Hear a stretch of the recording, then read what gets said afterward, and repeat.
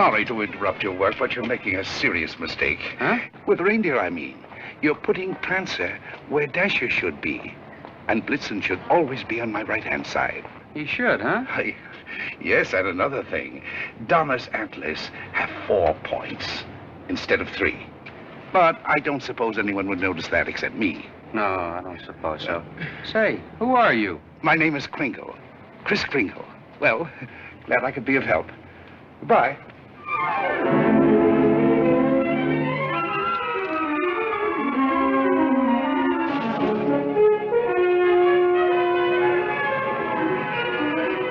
see, it's all in your wrists, like throwing a ball. Now watch. See? Mrs. Walker, that new Santa Claus you hired is wonderful. Where'd you find him? We answered the ad along with 100 others. He is good, isn't he? Well, the parade's ready to start. You coming? I'm going home and getting a hot tub. I may just stay there until next Thanksgiving. But you've worked so hard on the parade. If I want to, I can see it from the roof of my apartment. Bye.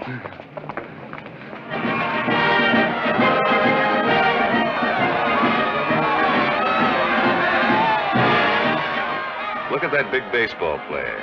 He was a clown last year. They just painted him different. My mother told me. She manages the parade. Wow, he's really a giant, isn't he? Really, Mr. Gaily. And you a lawyer. There are no such things as giants. Well, maybe not now, Susan, but in olden times, like the giant Jack killed in the fairy tale. Oh, one of those. I don't know any fairy tales.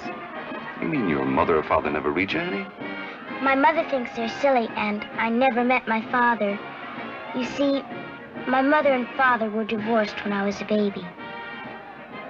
Well, that baseball player sure looks like a giant to me. Come in. Hello. My housekeeper told me Susan was here. I'm her mother. Yes, Susie's told me quite a bit about you. Uh-huh. She's told me quite a bit about you, too. The man in the front apartment. Hi, dear. Parade's much better than last year. Good. Hope Mr. Macy agrees with you. Would you like a cup of coffee? Oh, don't bother. No bother. It's ready. I want to thank you for being so kind to Susan. All part of the plot. Surest way to meet the mother is to be nice to the child. What a horrible trick.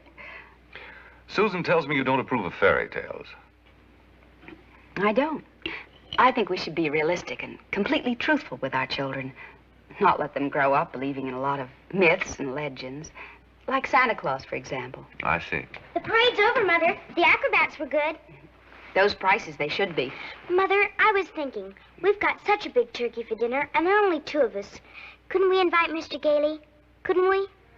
Oh, dear. Oh, please don't bother. I'll just get a sandwich or something. It's an awful big turkey. Oh, it's not that, dear, but I'm sure Mr. Gaily has other plans. No, he hasn't. Have you? Well, as a matter of fact, to be truthful and completely realistic with the child, I must say I haven't. Please, Mother, please. Didn't I ask her all right, Mr. Gaily? Well, that all depends. Dinner's at 3 o'clock. Susan, you asked just right.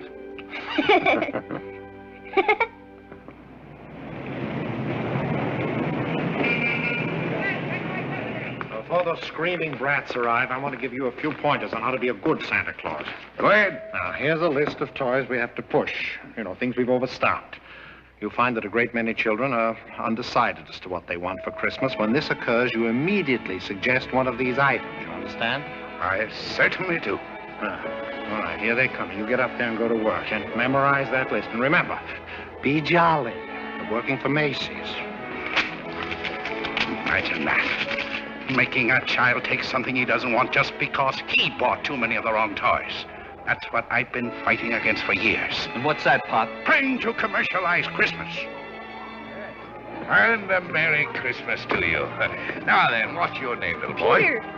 And what do you want for Christmas, Peter? I want a fire engine just like the big ones, only smaller. It's got real hoses and squirts real water. I won't do it in the house, only in the backyard, I promise. Now, Peter, I see you're a very good boy. So you'll get your fire engine. You see, I told you to get me one. Yes, dear. Well, look, you wait right over there. Mommy wants to thank Santa, too. What do you mean by saying a thing like that? I've been all over town trying to find that kind of a fire engine. Macy doesn't have one. Nobody's got one. But you can get those fire engines at the Acme Toy Company on West 46th Street. Only $4.50. Wonderful bargain. Oh, I follow the toy market pretty closely. Macy's sending other people to other stores? Well, the important thing is to keep the children happy. Whether Macy's or somebody else sell the toy, that doesn't matter, does it? Don't you feel that way? Me? Sure, but I didn't think Macy's did. I don't get it. I just don't get it. Oh, yes, we have skates. Nice, shiny skates, and they're very good indeed. But I don't think they're the kind of skates you want. Now, they have really wonderful skates at Gimbel's. Gimbel's? The sales lady said I was to speak to you. You're the head of the toy department. Yes, ma'am, yeah. Well, look, I want to congratulate you on Macy's and this new stunt you're doing, sending people to other stores. To think that a big store like this puts the spirit of Christmas before the commercial. I haven't done much shopping here before, but from now on, I'm a regular Macy customer. Gimbel's? And when you come to see me at Macy's, I shall tell you all about the wonderful toys. This seems awful silly, Mr. Gaily. Well, maybe you'll feel differently after you've talked to Santa Claus. Goodbye, and Merry Christmas. Now, what's your name, little girl? Susan Walker, what's your name? Mine, Kris Kringle. I'm Santa Claus. You don't believe that, do you? You see, my mother is Mrs. Walker, the lady who hired you. But I must say, you're the best-looking one I've ever seen. Thank you. Your whiskers don't have those things that go over your ears. That's because they're real, just like I'm really Santa Claus. Go on, pull them. Go on, go ahead, pull. That's it! And what do you want me to bring you for Christmas? Nothing, thank you. Whatever I want, my mother will get me. Sensible and doesn't cost too much. Susan, dear, I think you've taken up enough this gentleman's time. Your maid had to go home. Her mother sprained her ankle. She asked me to bring Susan down here for you. Yes, she phoned. I thought as long as we were here, we might as well talk to Santa Claus. He's a nice old man, Mother. And his whiskers are real, too. Yes, dear. A lot of old men have real whiskers like that. Susan, if you'd like to go over and look at the dolls, I'll be with you in just a minute. I want to talk to Mr. Gaily. I didn't think there was any harm in saying hello to the old gent. I'm sorry. Well, I think there is harm.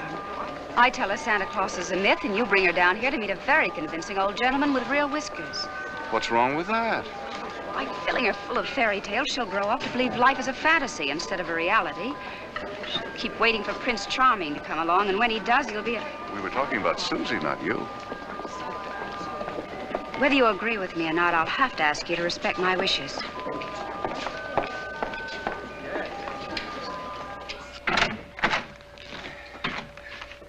You sent for me?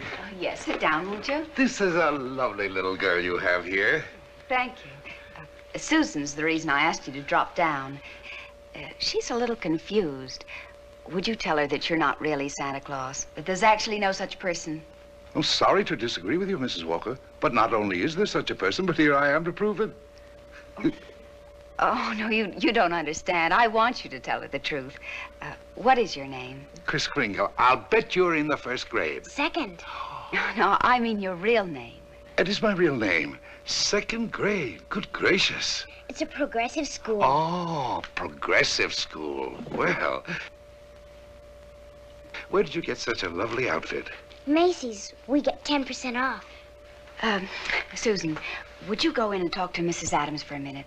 All right. Goodbye, young lady. Hope I see you again soon. I hope so, too. Bye. Kris Kringle. Address, Brooks Memorial Home for the Aged.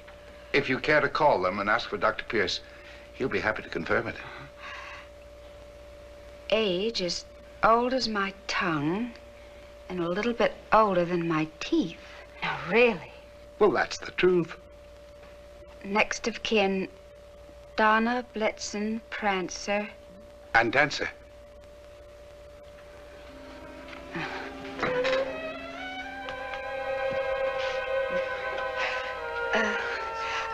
I'm sorry, Mr. Kringle. Yes, well, I'm afraid we're going to have to make a change. You see, the Santa Claus we had last year is back in town, and, well, I feel I owe it to him to, Have I done something wrong? No. Excuse me. Yes? Mr. Macy wants to see you immediately, Mrs. Walker. Oh, yes, right away. You'll have to excuse me. Miss Adams will give you your voucher on the way out, and you'll receive a full week's salary.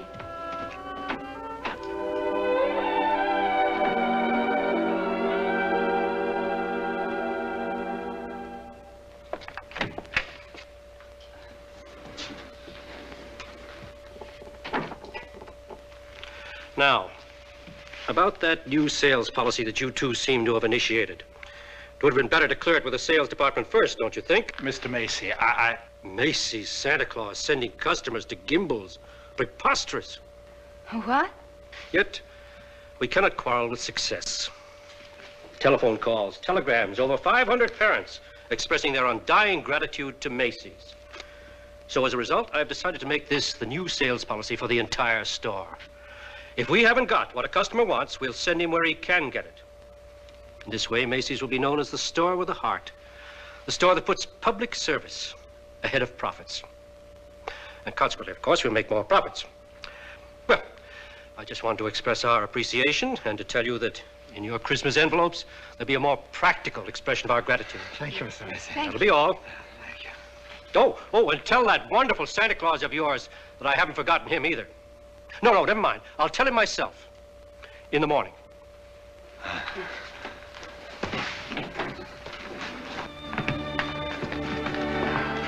Imagine, a bonus. I fired him. Who? Santa Claus? No.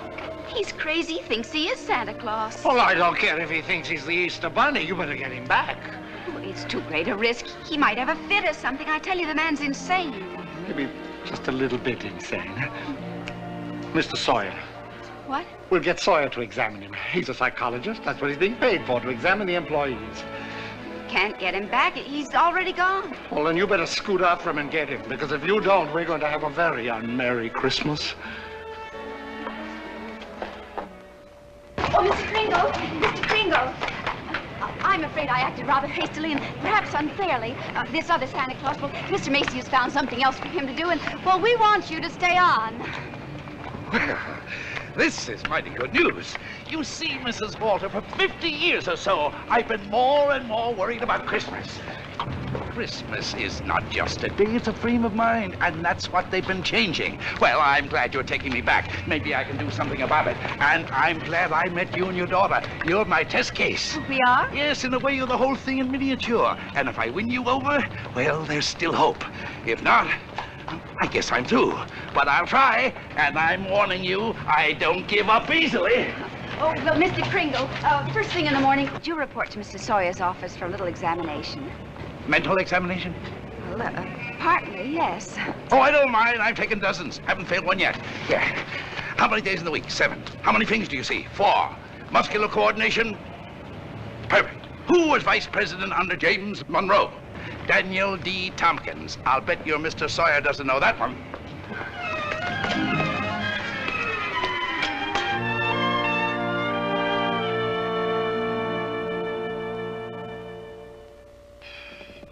How much is 3 times 5?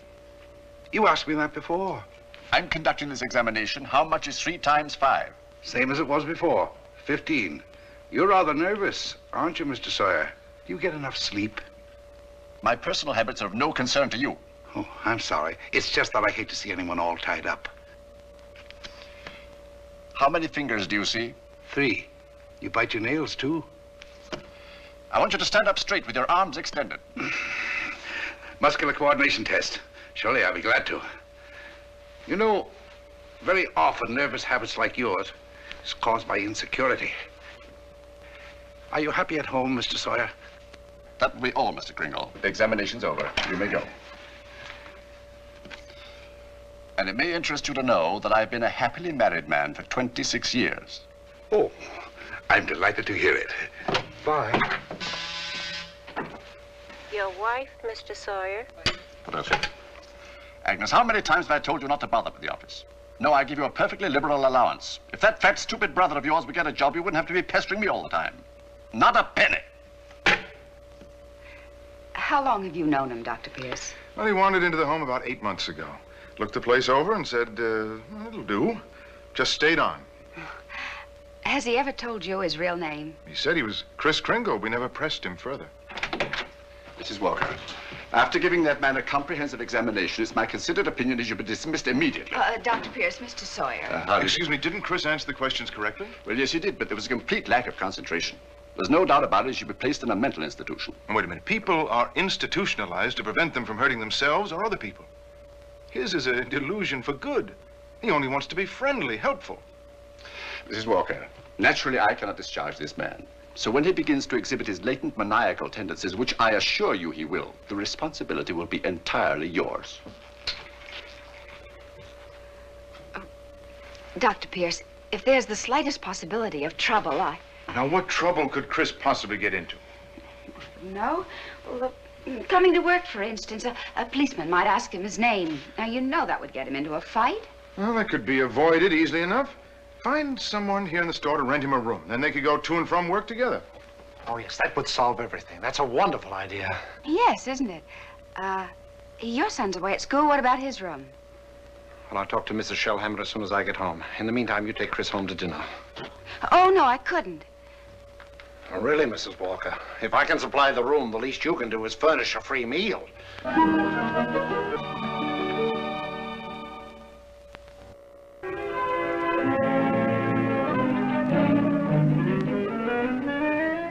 What sort of games do you play, Susan? I don't play much with the children. They play silly games. They do. Like today, they were playing zoo, and all of the children were animals. Homer was supposed to be the zookeeper. He said, "What kind of an animal are you?" I said, "I'm not an animal. I'm a girl." He said, "Only animals allowed here. Bye." Oh, that's too bad. Sounds like a wonderful game to me. Of course, to play it right, you've got to have imagination. Do you know what imagination is? That's when you see something and it's really not there. Well, yes, but I believe imagination's a place by itself. Yeah, you know, like, well, you know the British nation and the French nation. Well, this is imagination. Say, how would you like to make snowballs in the summertime? Or drive a bus down Fifth Avenue, Or be the Statue of Liberty in the morning, and in the afternoon, a flock of geese flying south? Well, the first place, you'd have to learn to pretend. That's imagination. Now, the next time they play zoo, you tell Homer you're a monkey. But I don't know how to be a monkey. I'll show you. Now, stand up. First, you bend way over. That's it. Keep your arms loose. Now, then you scratch. On the contrary, the firm of Hazlip, Sherman, and Hazlip has been very good to me. But being an exceptional lawyer, I want to open my own office. Naturally. We're having our first lesson in pretending, and we're doing pretty well, too. She'll be having nightmares for weeks. But she'll be having a lot of fun in the daytime. Hello? Oh, Mr. Shellhammer, that's fine. The Shellhammers have a room for you. That's very kind of them, but I've accepted Mr. Gaily's offer to stay with him. Mr. Gaily. I'll get the meat. Oh, thank you, Mr. Shellhammer, but it seems he's made other arrangements. Yes, well, goodbye. Well, here we are. Steaks. No, it's venison. A friend of mine at the office gave it to me. What's venison? Oh, deer meat. If you don't like it, I have eggs for you. Could I have eggs, too? Venison, you know, I couldn't. Oh, I forgot. Well, there must be something you want for Christmas. Something that even your mother doesn't know about. Why don't you give me a chance? All right. Good. That's what I want for Christmas. A doll's house like this? No, a real house. A real house? If you're really Santa Claus, you can get it for me. And if you can't, just a nice man with a white beard like Mother says. Well, just because every child doesn't get his wish, that doesn't mean there isn't a Santa Claus.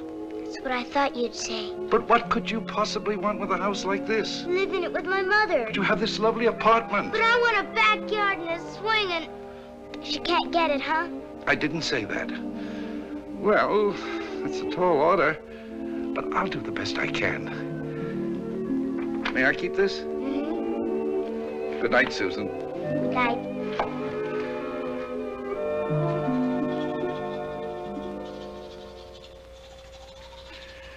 Do you like living in the city? Well, it's all right. I'd kind of like to get out in the country sometime, though. Not a big place, just one of those junior partner deals in Manhattan. I know the kind you mean. One of those colonial houses. Or Cape Cod. I've been thinking about Mrs. Walker. You know, like a lot of divorced women, she's determined that no one will ever hurt her again. With a little more effort on your part, she might be made to crawl out of a shell. You know, those two are a couple of lost souls. It's up to us to help them. I'll take care of Susie if you'll take care of her mother. It's a deal. Good. You ready? Oh, no, you don't. I'm not going to be cheated that way. All my life I've wondered, and now I'm going to find out. I'm going to learn the answer to the question that's troubled the world for centuries. Does Santa Claus sleep with his whiskers inside or out? Always sleep with them out. Cold air makes them grow.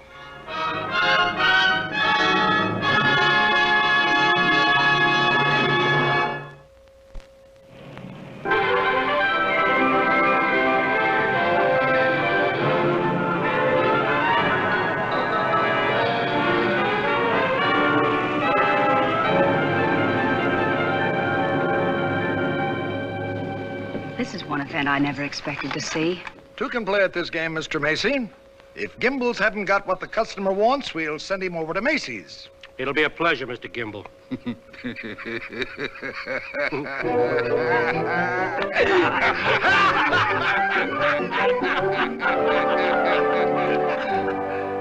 There they sat, adult but children still, children at heart. It was summer, warm, glorious summer. The end. Do you like that story, Susan? Mr. Kringle, do you think I'm going to get my house for Christmas? Well, I can't promise, but we mustn't give up hope. Good night, Susan. Tomorrow evening, I'll read you another story. I can't. I've got to go to school. Isn't this vacation? Yes, but this is what they call a required function. Required function? The Fillmore Progressive School requests your presence at a special performance of a Christmas play to be given in the modern manner. What does that mean? A Christmas play without Santa Claus. Well, a Christmas play without a Santa Claus? The performance will be followed by a short address. Subject, exploding the myth of Santa Claus. The guest speaker will be Mr. Albert Sawyer.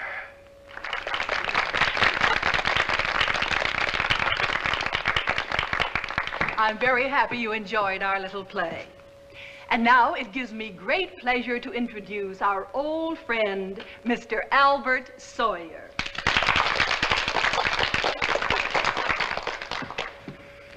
Parents and young people, it's thrilling indeed to see so many happy, smiling faces. I know you're all looking forward to a joyous Christmas, but as those of you in this intelligent group know, this is going to be a Christmas without Santa Claus. Such a person as Santa Claus or St. Nicholas or Kris Kringle does not exist. Never has existed and never will exist. This silly old man in his red suit represents the wishful dreaming of all people. He's the all-giver, the generous father. Mature adults who keep this myth alive are clinging to childish fantasies and show themselves afraid to face realities. People who play Santa have a strong feeling of guilt. I see nothing to laugh at. Far from being amusing, this myth... Far from being amusing, Far from being amusing, this myth is actually harmful. Only stupid old men prancing around in white whiskers keep this ridiculous myth alive. Now he's gone too far.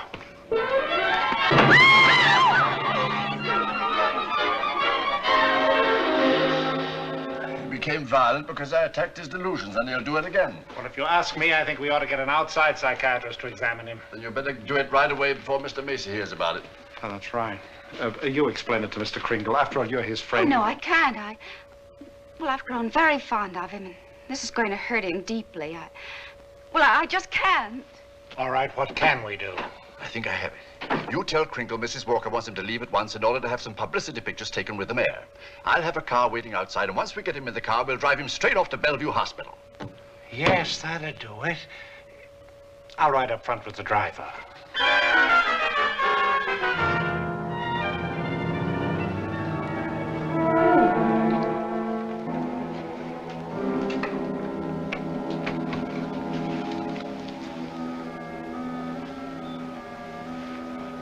Hello, Kris. Hello, Fred. You flunked that psychiatrist examination deliberately, didn't you? Why? I had great hopes, Fred. I had a feeling that Mrs. Walker was beginning to believe in me. Now I know she was only humoring me all the time. Mrs. Walker didn't know anything about taking pictures with the mayor. That was Mr. Sawyer's idea. It isn't just Mrs. Walker. Take Sawyer. Contemptible, deceitful, dishonest. But he's out there, and I'm here. If that's normal, I don't want it. But you can't just think of yourself. What happens to you matters to a lot of people. People like me who believe in you and what you stand for. People like, well, like Susie, who are just beginning to. Kris, you can't let them down. You're right. Let's get out of here. Now, wait a minute. You flunked that examination, but good. Yes. I said our first president was Calvin Coolidge. Oh, but you can fix that. You'll think of something. Now, take it easy. A judge is going to be asked to sign papers committing you to a mental institution. The only chance would be to prove you legally sane at a public hearing. Good. I can think of nothing better. Don't you see? That will settle the question once and for all.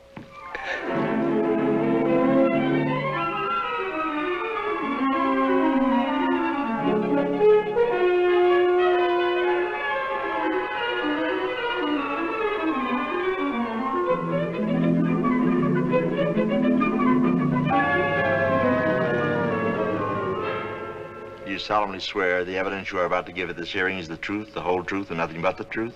I do. Good morning, Your Honor. Good morning. You may proceed, Mr. District Attorney. My name's Thomas Mara. What's yours? Kris Kringle. Oh. Where do you live? That's what this hearing will decide. It's a very sound answer, Mr. Kringle. Thank you, Your Honor. Tell me, do you really believe that you're Santa Claus? Of course. The state rests, Your Honor. In view of this statement, do you still wish to put in a defense, young man? I do, Your Honor. I'm fully aware of my client's opinions. In fact, that is the entire case against him. That Mr. Kringle is not sane because he believes himself to be Santa Claus. An entirely logical assumption, I'm afraid. Not necessarily, Your Honor. You believe yourself to be Judge Harper, yet no one questions your sanity because you are Judge Harper. Mr. Kringle is the subject of this hearing, not me. Exactly. So I intend to prove that Mr. Kringle is Santa Claus.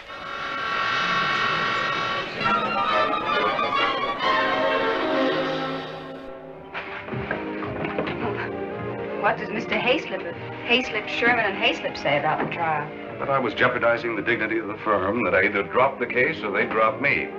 So, leaving me no choice, I quit. Oh, Fred, you didn't. Well, I can't let Kris down. He needs me and all the rest of us need him. Darling, he's a kind, wonderful old man, but... Well, you can't throw away your career because of sentiment. I'm not throwing a career away. I'll get by. I'm a darn good lawyer. This doesn't shake your faith in me, does it? This is a question of common sense, not faith. Faith is believing in things when common sense tells you not to. I wish you could let yourself believe in people like Kris, and in fun, and love, and joy, and all the other intangibles. Can't pay the rent with intangibles. And you can't live without them. Why don't you try a little blind faith, darling? String along with me. I think I've got a right to ask that. I think I have the right to ask you to be a little bit more practical and realistic.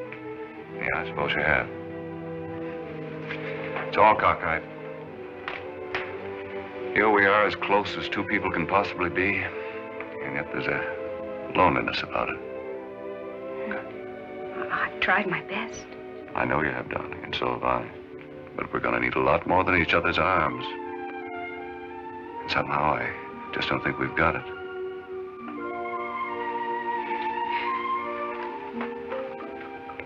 Funny. With all my common sense, I was just beginning to think this time it might work out. So was I, but... Can I help you trim the tree? Thanks, I can do it. Well, good night. Good night.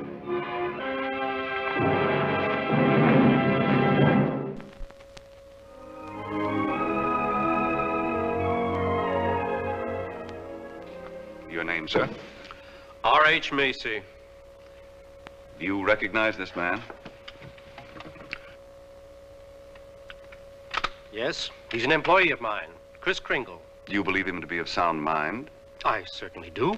Mr. Macy, you're under oath. Do you really believe that this man is Santa Claus?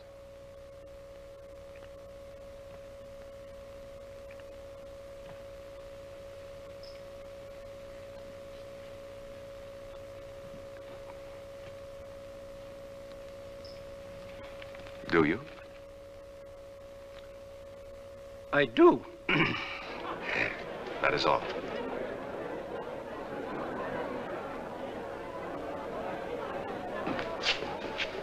You are fired. Your Honor, there is no such person as Santa Claus, and everybody knows it. I ask that the court make an immediate ruling. Is there or is there not a Santa Claus?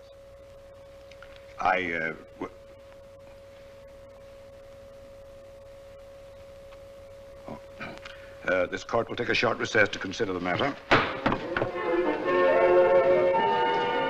I don't care about the law. I'm talking about politics.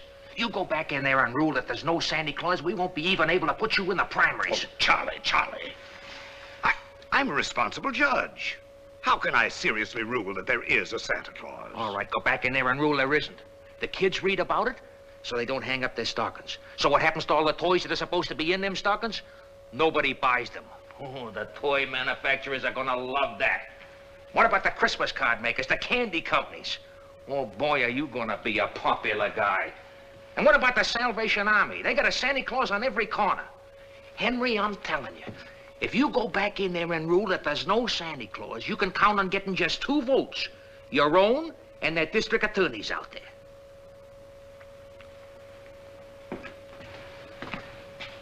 One. District Attorney's Republican. The court will rise.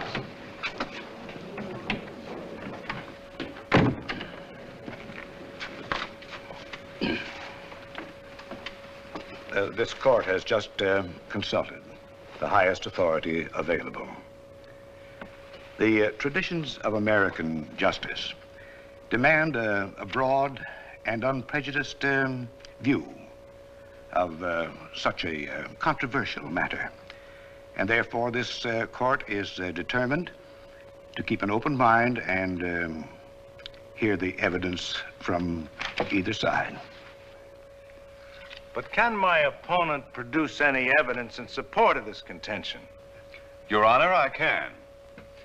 Will Thomas Mara take the stand? Who, me? Thomas Mara, Jr. Thomas Mara. Hi, Daddy.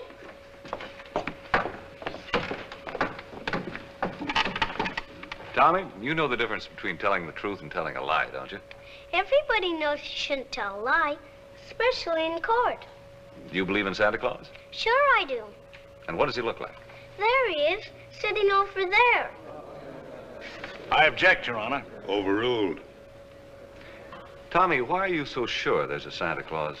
Because Daddy told me so. Didn't you, Daddy? And you believe your daddy, don't you? Sure I do. Daddy wouldn't tell me anything that wasn't so. Would you, Daddy? Thank you, Tommy. Bye, Daddy.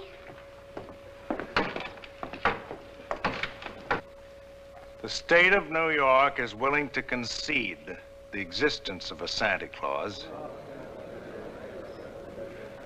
But I ask that Mr. Gaily produce authoritative evidence that Mr. Kringle is the one and only Santa Claus. Your point is well taken, Mr. Mayor.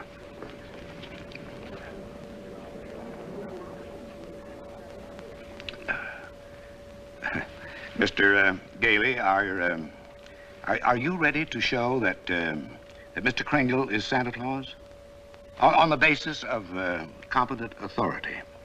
Not at this time, Your Honor. I ask for an adjournment until this time tomorrow. This court stands adjourned till 3 o'clock tomorrow afternoon. Bath's all ready. What are you doing? Writing to Mr. Kringle to tell him I believe in everything he told me. Everything will turn out fine. That's nice. He'll like that. Where shall I send it? Why don't you send it to the county courthouse? Okay.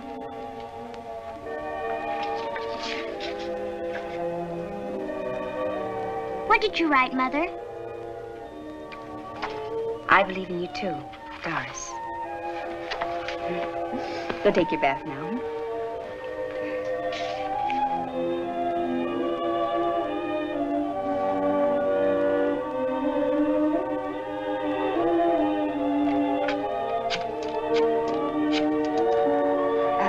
Could you give me the number of the main post office, please? Hello, dead letter office. Are you kidding? We got maybe a couple of 100,000. Yes, ma'am, we sure would. Hey, lady, that's not a bad idea. Thank you.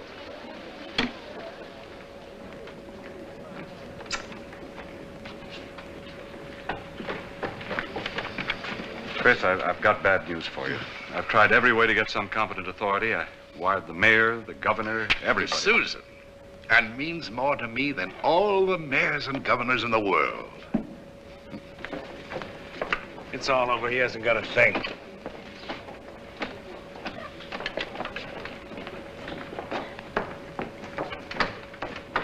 Your Honor, the defense has yet to produce one bit of authoritative proof that this man is really Santa Claus.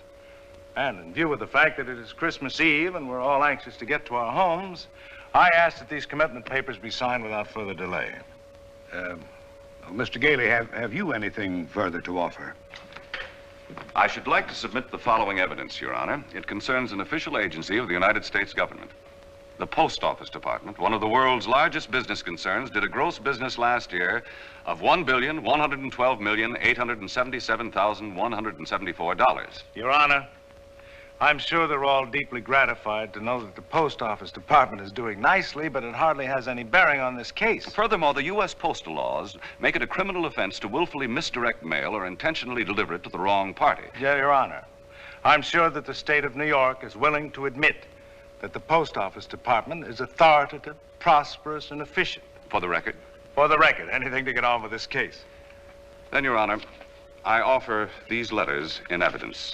They're simply addressed to Santa Claus, yet they were each delivered to Mr. Kringle by bona fide employees of the Post Office Department. I offer these as authoritative proof. Your Honor, 3 letters are hardly authoritative proof. I have further exhibits, Your Honor, but I hesitate to produce them. Oh, I'm sure we'd all be glad to see them. Oh, yes, indeed. Put them on my desk. On your desk? Yes, yes.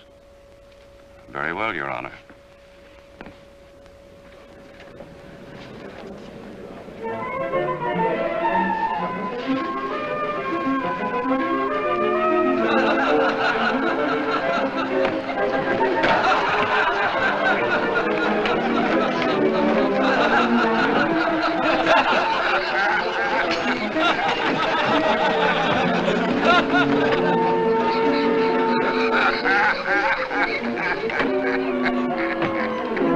Honor, every one of these letters is addressed to Santa Claus, and the post office has delivered them to my client. Therefore, the United States government recognizes this man, Kris Kringle, as Santa Claus. If the United States of America believes this man is Santa Claus, then this court will not dispute it. Case dismissed. Thanks, Your Honor, and a Merry Christmas to you. And a Merry Christmas to you, Mr. Kringle. Oh, I got your note. It made me very happy. Oh, I'm glad. Kris, won't you come to dinner tonight? I know. I'm working tonight. You see, it's Christmas Eve. Merry Christmas!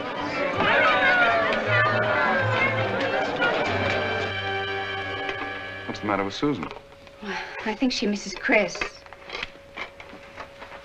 Don't worry, young lady. Kris is bound to come. Didn't get my present, Uncle Fred. Why, darling, you got a lot of presents. Not the one I wanted. Not the one Mr. Kringle was going to get for me. What was that? It doesn't matter. I didn't get it. I knew it wouldn't be here, but I thought I'd get a letter or something about it. Hello? Hello, Susan. Merry Christmas. Well, it wasn't really a promise. I said I'd do my best. You couldn't get it because you're not Santa Claus, that's why. Just a nice man with white whiskers like my mother says. And I shouldn't have believed you. Susan. Merry Christmas, Kris. I'm sorry Susan is disappointed in me. Oh, she'll be all right. Here's Fred. Merry Christmas. Where are you? Out at the home. Fred, we're giving a little party this afternoon. Will you bring Mrs. Walker and Susan out to help us celebrate? Of course I will. Now, you turn off the parkway at Seymour. Drive 3 blocks, then turn onto Ashley Drive. You'll see it on the right. Got it. Bye. Susan, I was wrong when I told you not to believe in Mr. Kringle.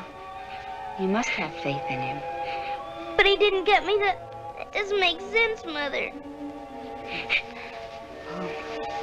Faith is believing in things even when common sense tells you not to. I mean, even though things don't work out the way you want them to the first time, you still gotta believe in people. I'll try.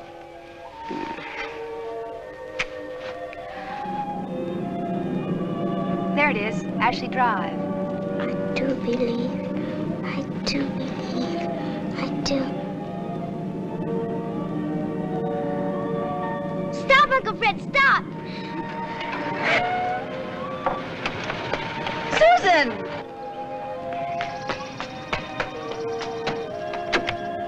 Susan!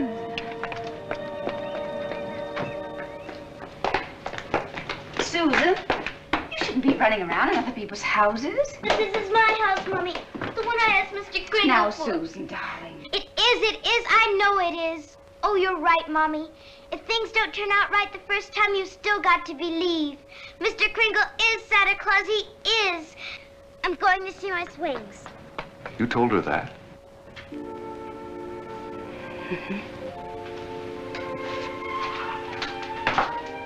The house seems to be for sale. We can't let her down. Oh, Fred. Darling, I always believed in you. It's just my ridiculous common sense. Well, it even makes sense to believe in me now. I take a little old man and legally prove that he's Santa Claus. Now, you know.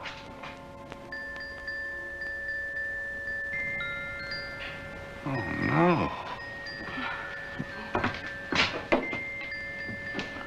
Wait, it must have been left by one of the tenants. Maybe. Maybe I didn't do such a remarkable thing after all.